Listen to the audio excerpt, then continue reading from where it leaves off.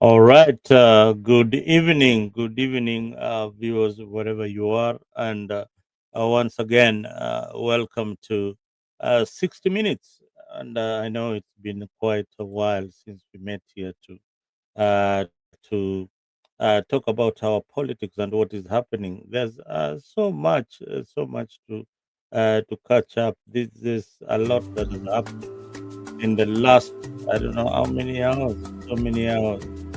The last 72 hours, we've seen a lot of drama in Kenyan politics, and I know you're not alone, wondering how on earth Moses Kuria and George Aladwa, what combination, I don't know what, I called it, this is a wild card, this is a wild card being tossed out there for you to see. But anyway, good evening and welcome to Mzalendo. And this is 60 minutes. Mzalendo is a team. Yeah, this is 60 minutes by Mzalendo. The battle of Kenya's capital has begun. The control of Nairobi County is rarely about policy. It is just about power, raw politics. Yeah, that is what is playing. And currently the gubernatorial race resembles less a traditional election and more of a theatric referendum on the stability of the ruling party itself, UDA. Now, and why do I say this? And you guys at home know that this is just theater. Yeah, we are witnessing. So, for months, political tensions have been building, reaching a flashpoint when Deputy President, when the former Deputy President Rigathi Gachagua and publicly declared that his political party wing would sweep all the seats in Nairobi. DCP, yani mnaambiwa DCP would sweep all the seats in Nairobi. Then, less than 24 hours later, we see Moses Kuria announcing that he will vie for the gubernatorial race in Nairobi.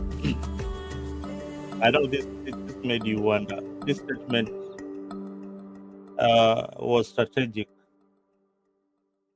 by Gachagua, and the main aim of saying this is that Gachagua was referring to his Kikuyu community, which is which dominates the larger part of Nairobi. They are the largest tribe. They are the business owners in the city.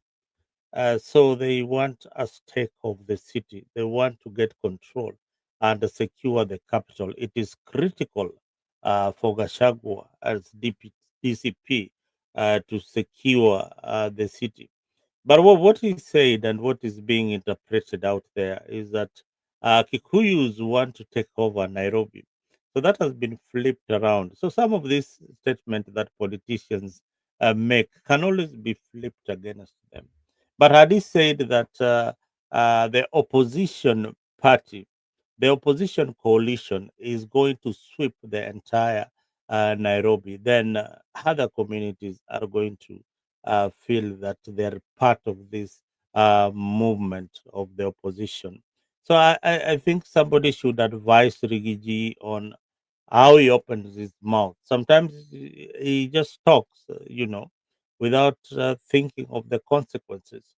So some of these utterances can be flipped and they will be disastrous. Yeah. So for Rigiji and the Kikuyu community, they feel that it is high time that they secure Nairobi, and being that majority of them are business people, they want that to be their power base. So Nairobi can be the DCP power base if they manage to get the governor for Nairobi, which is not impossible. It is possible with a coalition of parties and partners, they can get the Nairobi seat very, very easily. However, before the dust even could settle on that declaration, a spectacular counter attack move was made. Now enters the former cabinet secretary Moses Kuria as an individual who, with no previous electoral history in Nairobi, yaani huyu jamaa hajawahi kuwa kitu yote kule Nairobi, hajawahi simama udiwani, hajawahi fanya nini. Pengine ni biashara tu, biashara ako nazo kule Nairobi, but akasema yeye, unajua, amekuwa kule bunge, he's been an MP or an MP in Kiambu, in Gatundu, I think so, yeah. And he now decides that yes, Kuria is on the race. And for me and many Nairobians see Moses Kuria as an outsider from Kiambu.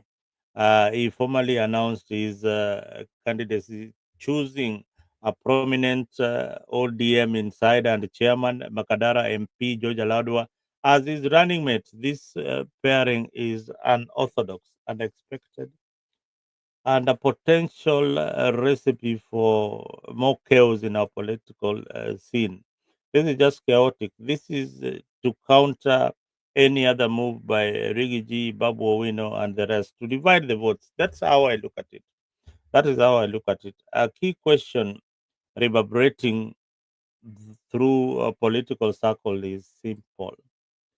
Is this a genuine campaign, or it's just a disruptive spoiler ticket?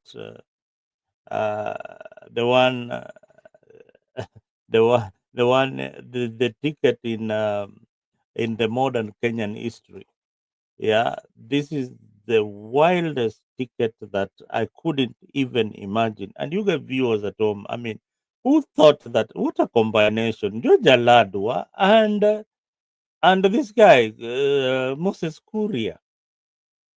These are guys who never say. I mean, they belong to two different political parties, and they were at each other each and every time. So now they come together to say that, Kuria will run as the governor and the deputy will be Makadara MP George Aladwa. I mean, historically, this if these guys win, oh my God, this will be the biggest joke. This will be the biggest political joke.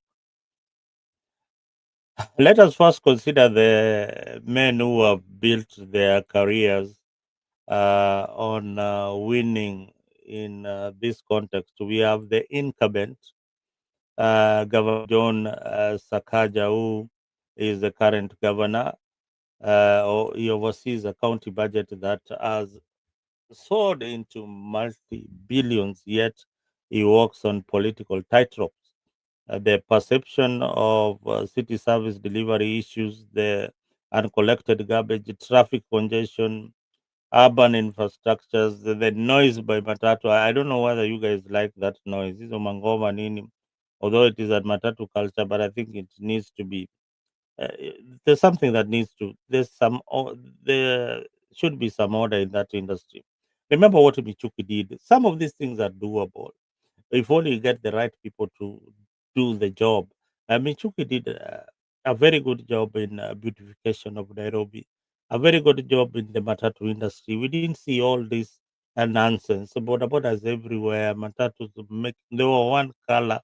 This crazy industry, I mean, it needs to be checked. They are over speeding. The traffic officers, I mean, they look the other side because some of these matatus are owned by big shots or either the policemen themselves.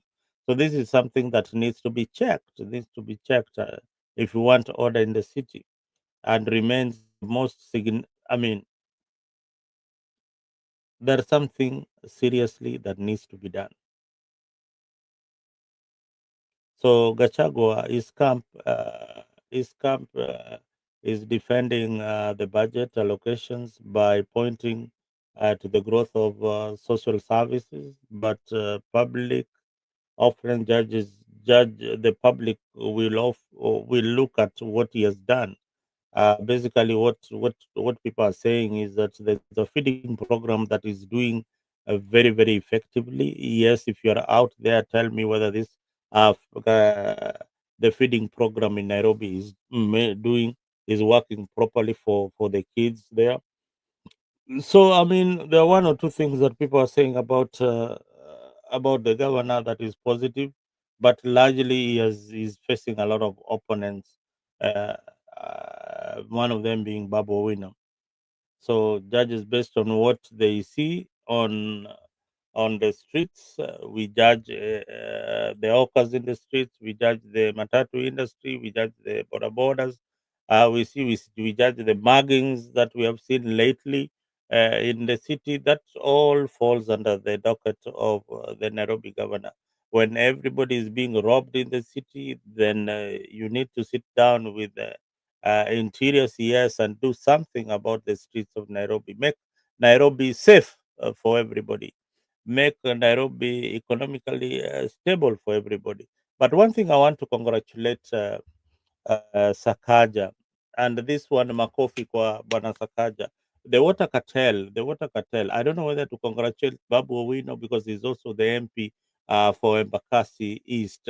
The water cartel in Embakasi East is gone, and now the residents of Embakasi can have fresh water. I mean, I told you here on 60 Minutes by Mza, you'll get the facts the way they are on the ground. The connection of water in Miango areas and Utawala has happened, and we talked about it, and the governor acted upon it. If it is the governor or the MP, then but I know that Nairobi Water and Sewage Company is under the governor's office. So kudos to Sakaja. That was a job well done. The people there have been suffering a lot drinking salty water with the cartels or the water vendors colluding with the political class to ensure that there is no water. The next thing, Bwana Sakaja, before you embark on your campaigns, make sure that that particular area people have title deeds. That is a big, big, big problem. We will tell you more about it in the near future. That the cartels in that area are denying the residents that uh, valid title deeds. They have allotments, but they don't have title deeds. So Bwana Sakaja, kazi kwako. Hapo utasikia zile vitu mzuri umefanya na zile vitu mbaya pia tutakuambia hapa kwa 60 minutes. So standing ready to capitalize on Sakaja's vulnerability is the populist firebrand Babu Owino. Unajua Babu watu wanamuona tu kababu kadogo hivi, the Embakasi East MP. He has built a dynamic support base among the youth, and he has also done a very good job in his constituency. That is Embakasi East, commanding that kind of loyalty. And again, his constituency represents around 170,000 voters that he comes with. If he's going to run for the race, of course, his constituents will back him. So already, Bwana Babu Owino is coming in with 170,000 votes. That is intact. When you look at this kind of analysis, is that each and every person who wants to run in a gubernatorial race, they have to be a particular constituency that is backing their bid anywhere. So don't just be told that hey, mimi nataka kuwa governor. Unataka kuwa governor kama Kuria na una hata constituency Nairobi. Afadhali Alado will say that he has Makadara, which I mean yeah, that one tunaweza sikiza kidogo, lakini wewe hauna constituency, you are just a former CS, utapata kura wapi bana? Wacheni mchezo. So Owino's challenges lie in whether he can translate this youth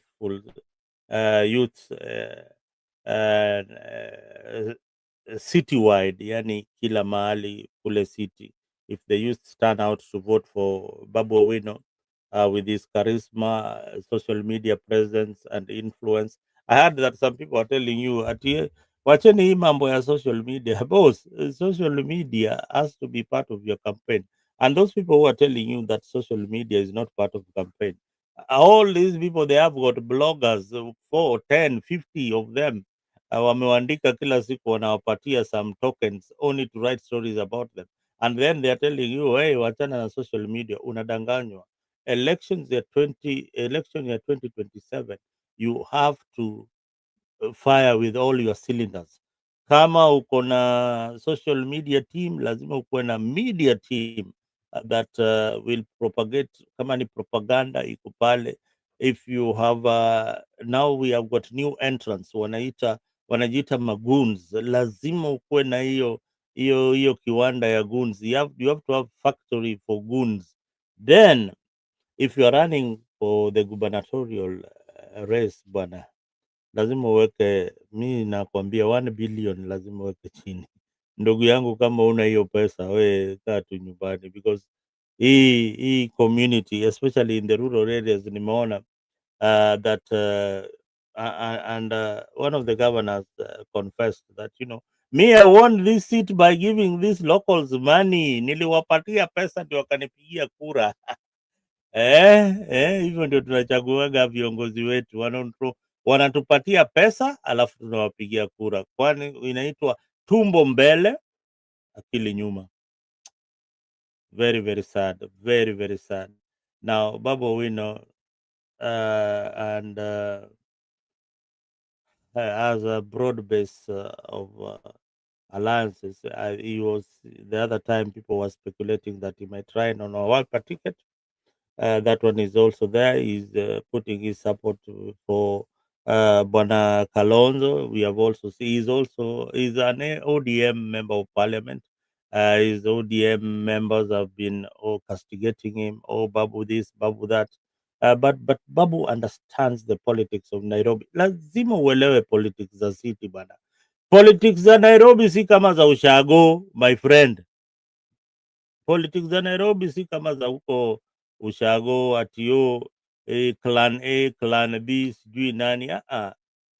Watu wa Nairobi ni watu wastaarabu. Wacha hizi kalele unaona za kana Jakaranda, hizo ni hao wengi wao ni masangwenya. Watu wengi sana Nairobi, they don't even know where these politicians meet. They don't even care. Most of them will be in on their houses. Siku ya kupiga kura, they'll wake up in the morning, they look at policy ya nani, or who is trending, seems to be articulate in whatever they are saying. If they watch the debate, they look at your manifesto, things like that, and they will vote. That is how you will win many hearts of the working class in Nairobi. They look at what are you bringing on the table. Although I've seen lately these governors, they bring very very little, very very little to the working class, very very little uh, to inject to the unemployment situation, especially housing. Housing is a very very critical, a very very vital point. The houses the government are producing right now are not enough for the population growth in Nairobi. You remember, there is there's rural urban migration. So many people are coming back in the city to look for jobs which are not even there. So the governor for Nairobi must be somebody who is innovative, somebody who is creative, somebody who can attract investors to bring in industries, so that we have so many industries that can employ our youth. Kuchimba mtaro, that is not an industry, my friend, my brothers. Tafadhali muache kudharau wasomi, watu wamesoma. And again, we need a governor who can eventually create, expand these tertiary colleges and make sure that some people learn trade. Trade industry ndio iko na pesa. Kazi kama plumbing, wiring, those are you earn some money. After school, you can start something of your own. Don't wait for the government to give you a job. I mean, the government cannot create jobs, creates opportunities for yourself. So emphasize on people to join a trade school. If you have trade schools which are very, very good, Bwana Sakaja, make sure that those trade schools are expanded so that they can accommodate more people and more people can join those trade schools. And when they come out, they come up with a skill and they impact and they will employ other people kama ni welding nini, ndio unawapatia loan. Hii mambo ya ati unaona ati waheshimiwa wanatembea na tubahasha ati empowerment, sisi tuko rubbish bwana. Hii bwana, tuko 21st century my friend. Things are done in an organized civilized manner. Wacheni hii ujinga. You are not dealing with cows anymore. You are dealing with people who have gone to school. You are dealing with youth who are more sophisticated than even Mzalendo here. Eh? They are aware of themselves. They know what they want to do. They know that going to university and getting a degree does not guarantee them a job. They are in the tech industry. They know that there is so much that you can learn from the internet business. They are in sports. They know that sports can be also a career. So please don't take our youth for granted. They only require capital. They only require capital. They don't require pikipiki. We want to get rid of those pikipiki. Kila kitu bwana, pikipiki inakimbia kila mane ndi. I mean that noise it's pollution. However, for Babu we know the true drama and I can say the stakes are very high. This is like a chess match, and in a chess game, we don't want jokers. So me, what I can say about this Aladwa and Kuria ticket, this is a bunch of jokers. The Kuria Aladwa ticket is I have dismissed it. These are people who are unserious, but that would be a grave political miscalculation for George Aladwa to leave his seat and join this race unless they are being paid a lot of money to be spoilers. George Aladwa is a former mayor and the current MP for Makadara. He brings, just like Babu Owino, he has got a base that he brings on board. It could be about 100,000 votes or 130,000 votes from his Makadara base. This is crucial for this is crucial for the ODM leader and for Kuria in case they want to be in the race seriously and strategically. That's a foothold, you know. So ODM, and then we have the ODM voting machine. Remember, George Aladwa is the chairman for ODM Nairobi. Like if he can deliver, then he has got the numbers. He has got the numbers. The 100,000 voters of Makadara, if they turn out, already he has got a head start of 100,000. I don't know what Kuria is bringing on board. Mhm. Yeah, if you can deliver that, then you will be solving the puzzle for Moses Kuria. Now, Moses Kuria, what is Moses Kuria's motivation to join this race? Able to angalia what is really motivating Moses Kuria to join this race? Hebu niambieni huko home, what is really motivating Moses Kuria to join the gubernatorial race? Hmm? Now, me, I think he's struggling to be relevant. That is one thing. He's widely seen as uh, acting as a government project. I don't know whether you guys at home see Moses Kuri as a government project. Is like a political missile tasked with one primary goal to undermine the political ambition of the deputy president. of the former Deputy President Rigathi Gachagua's plan, yeah, on consolidating the Mount Kenya vote. I think that is Moses Kuria's main agenda, is to spoil for Rigiji. And again, I also see this in Kionis and all that. These guys are, I think they act more of spoilers for Rigiji. So maybe Rigiji is the only genuine one in Mount Kenya, and is the only preferred kingpin for Mount Kenya at the moment. I don't think there's anybody else.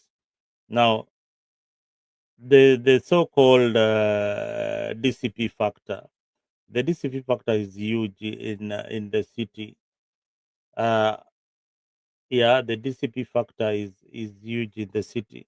So I'm seeing a particular a situation where DCP. Let me just tell you for free. Since like Stare, DCP will sweep. Makadara that Jojo Ladwa is now running away from, DCP will take that seat, because that one was always flipping from the ruling coalition back to the position like that. So these seats are flippable. Even the gubernatorial seats, it can flip to the opposition. It is possible. It is possible. There are seats that, uh, if the opposition organize themselves critically, because first of all, we know that the Kenyan voting bloc majorly is tribal. We have got the Kamba community, that's a tribal bloc. We have got the Luya, that's a tribal bloc. Kikuyu, Luo, those are tribal blocks. The Luo community, largely, majority of them who are in the broad-based government, will vote alongside any UDA candidate or ODM candidate. Now, this leaves the other tribes. The other tribes can scatter in between, the in between UDA and the opposition. So, and I am seeing a majority of other tribes going the opposition way. Any other day, the government is always being targeted by anybody. So the government always knows that they are the team to beat. So if you have not decided, you join the team that wants to beat the government. All right. So, and if you're neutral like myself, unakaa hapo unaangalia niruke wapi, niruke wapi. Saa zingine pia nimeona watu wengi sana wanangojea watupiwe mahindi, mahindi, tupeni mahindi bwana Ruto, ndio tuone kama tutakula hizo mahindi zenyu na turuke pande hiyo ingine. But again, what really drives us, what makes us burn this midnight oil is that we want a better country. We want Goonism to end. We want these thugs who are stealing our money to be locked up. Waende kabisa. Mm? Waende kabisa. So for George Aladwa, just like his counterpart, Embakasi MP, he brings in some votes. Now we have also one other candidate that I want to talk about. That is the Embakasi North MP. That is James Gakuya. Uh, Kuria's candidacy is intended to fatally split the Gachagua base. Now you understand how he comes in. Gakuya had also shown some interest, and this is unlike Kikuyu. This is so unlike Kikuyu, and you all know that Terere, Mwega, you all know that this is unlike you. Uh, Kuria is behaving like a stray dog. In my language, they are called Sude. Yeah. If Korea secures even a small percentage of the vote, it can ensure that uh, Gakuya's preferred Gakuya's Gakuya and his team might not get the numbers needed to win the gubernatorial race. So Gakuya's candidature will be dented by Kuria's presence on the ballot. That is a fact. Kikuyus will split their vote. That this race is not just about who governs Nairobi. It represents a ruthless proxy war over who controls the future of the ruling of the ruling coalitions in the opposition and in Mount Kenya. So, what is Korea's true objective? What is his true objective? May not be to win this governorship, but to destroy his opponent's chances of victory. So Kuria, wewe tumekunusia mbali, is running Metaladwa, gains a potential shot at the deputy governorship, uh, further asserting his influence within the ODM structure. I don't think when George Aladwa runs as the deputy governor for Nairobi, he has been a mayor for Nairobi, he's been an MP, then he relegates himself as a deputy governor. I think that is a demotion. I don't know how you look at it. Or is it a promotion because he's in the city and now he's a deputy? Remember, deputy governors have got typically no role. Kazi yao ni kutembea na gazeti na kuendaenda kila mahali wakikula lunch na nini na makuku, but hakuna kitu yote governor, deputy governor kazi yake. His roles are delegated. Either sometimes he presides over some of the functions by the CECs, but most of his assignments are given by the governor. So I don't think they have got much role to play. This is one of the seats that should have been abolished in the Kenyan constitution. The Kuria Alado partnership, somebody says, transform a standard gubernatorial what race into a high stake power struggle. Yeah, yani ni kung'ang'ana na power. The fate of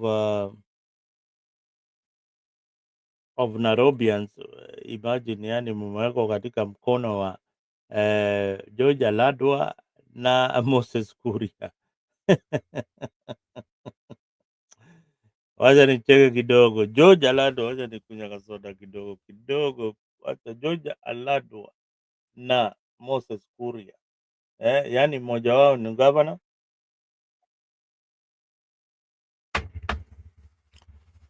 na mwingine ni deputy, mwingine ni Mluya, mwingine ni Msapere. Haleluya kareke. Hmm?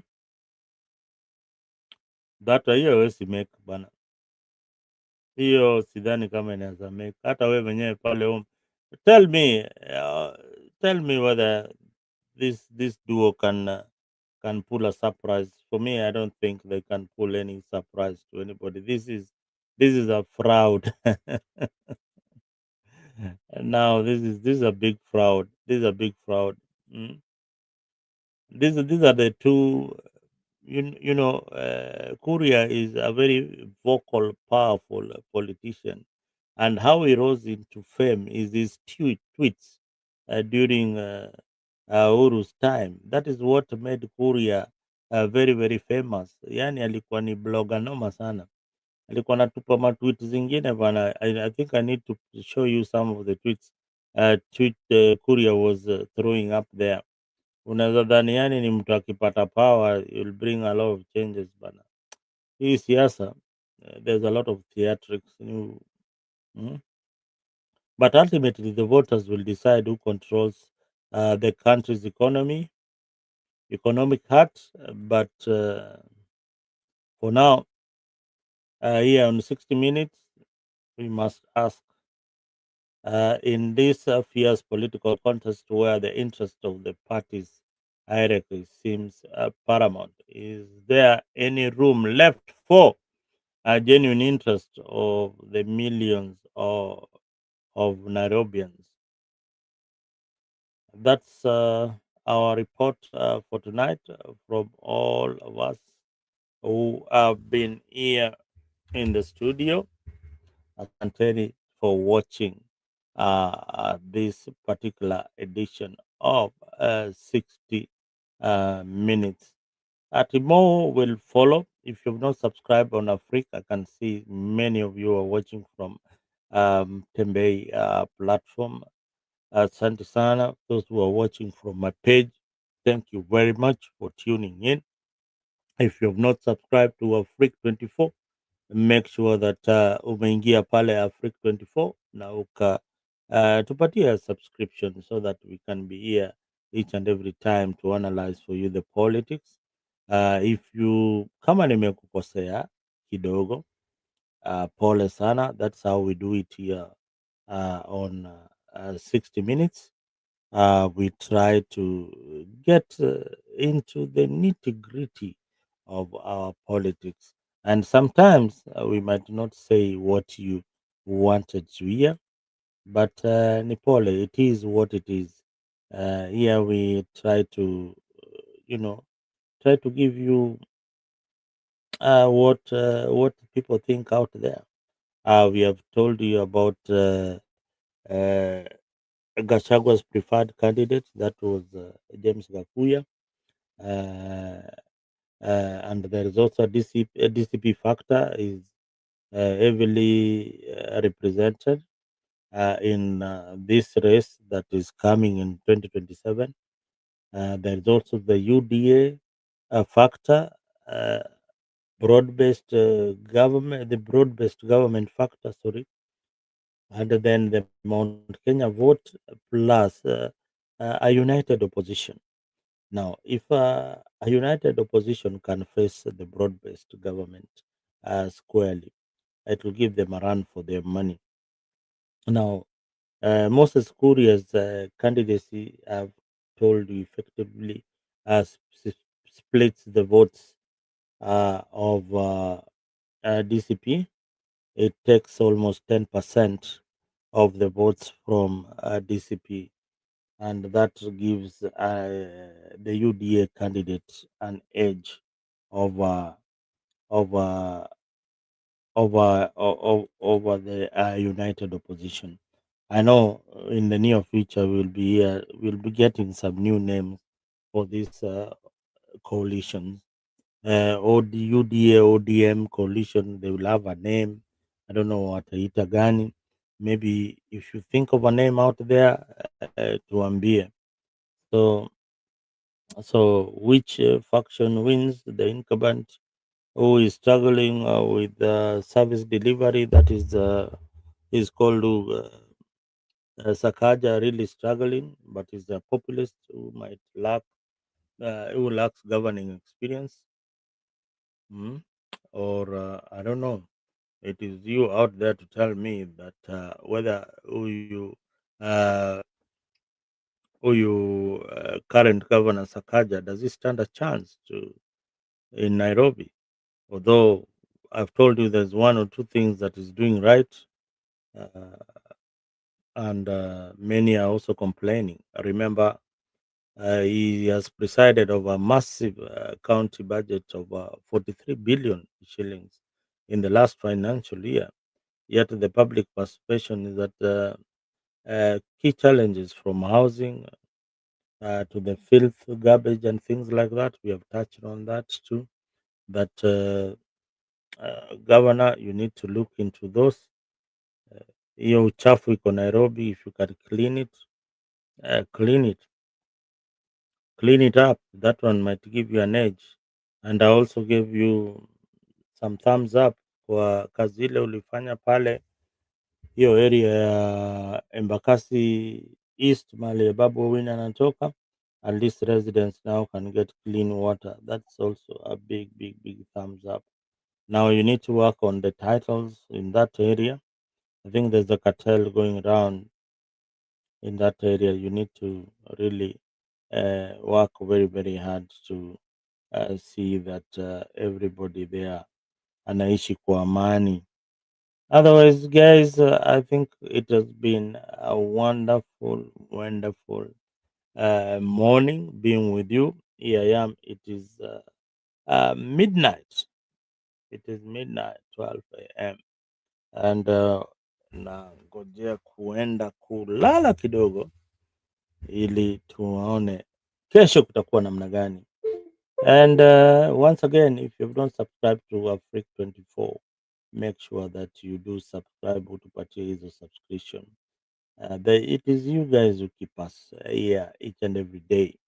I can see over 50 people watching, and most of them they are not watching from Africa 24. Tafadhali jamani, make sure that you guys have subscribed on Africa 24. Enda tu pale kwa YouTube, tafuta Africa AFRIQ 24. You'll find our logo there. This nice, beautiful logo. Share with your friends the good news about Africa. If we didn't like my analysis, pia niambie manze, Nick and Mzalendo go down too sana man, so that we can improve. We are learning each and every day. We are not the best, but at least we can grasp the politics and the moves. Like today I told you, hii group ya kina Georgie na nani,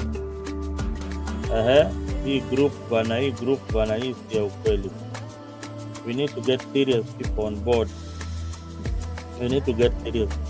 board. This, I told you, this is a wild card. The Nairobi gubernatorial race. This, I don't know what you think. Unafikiria nini juu ya watu? Mimi, my candidate ni huyu bana.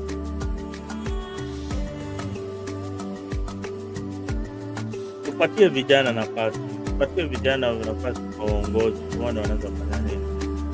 Let's give the youth a chance.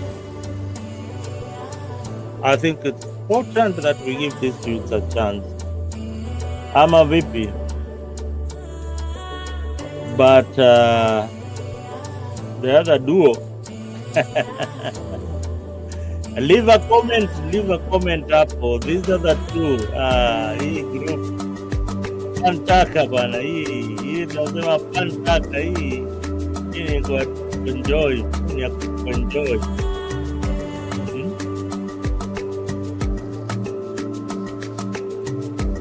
So, jamani, see you tomorrow. Same time here on Africa